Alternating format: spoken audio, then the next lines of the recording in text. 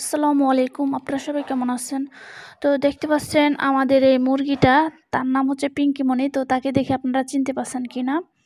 সে কিন্তু আরো ২০-২৫ দিন আগে কুচে বসেছিল। তো তখন কিন্তু এই যে এভাবে মানে বাচ্চা ফুটিয়েছিল। দেখেন কি সুন্দর বাচ্চা নিয়ে বসে আছে। তো আমার প্রিয় একটা মুরগি ছিল। তো ভালোই বাচ্চা ফোটাতে পারে। আর ছিল ১ নাম্বার পিওর দেশি মুরগি। মানে ওর পা এবং লোম দেখলে পুরাই বোঝা যায় যে ওর মধ্যে কোনো ক্রসিং এর কোনো ভেজাল নাই। পিওর দেশি একটা মুরগি ছিল। তো আমার শখের মুরগি ছিল। তো দেখেন মাশাআল্লাহ অনেকগুলো কিন্তু বাচ্চা ফুটিয়েছিল। তো এই বাচ্চাগুলো কিন্তু আমি শেষ পর্যন্ত কয়টা বাঁচাতে পেরেছি, তো আজকে আপনাদেরকে সেগুলো দেখাবো। তো শুধু না, ওর সাথে আরেকটা আছে আমাদের গোল্ডি মুরগি। তো ওর গলার কাছ দিয়ে একটু গোল্ড কালার, তো তার জন্য ওর নাম রাখা হয়েছে গোল্ডি। তো ওই মুরগিটাও কিন্তু বেশ কিছু মানে ফার্মি মুরগির বাচ্চা ফুটিয়েছিল।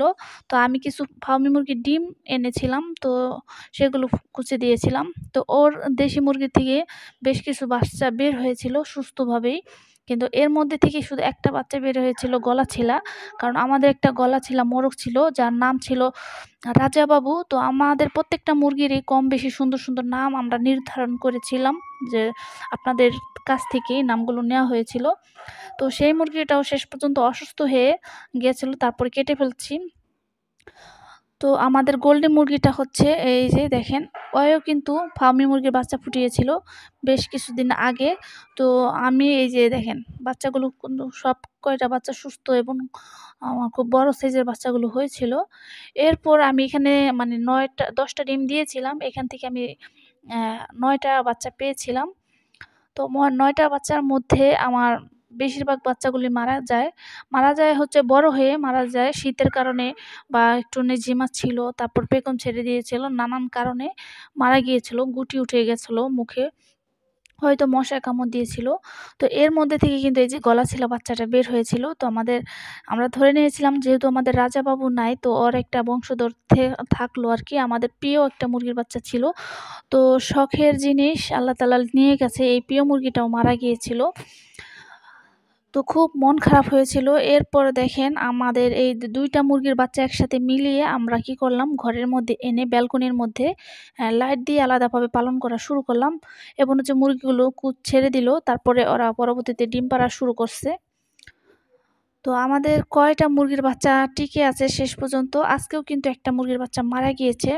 তো আমাদের শখের খামারটা মানে শেষ পর্যন্ত একদম যেতে, যেতে মুরগিগুলো অসুস্থ হতে, হতে মানে প্রায় শেষ পর্যায়ে চলে আসছে। তো এখন আর মন ভালো লাগে না। তো দেখেন কত শখ করে আমি মুরগির ডিমগুলো এনে ফুটিয়েছিলাম। শেষ পর্যন্ত কিন্তু বাঁচাতে পারি নাই ঐরকম করে।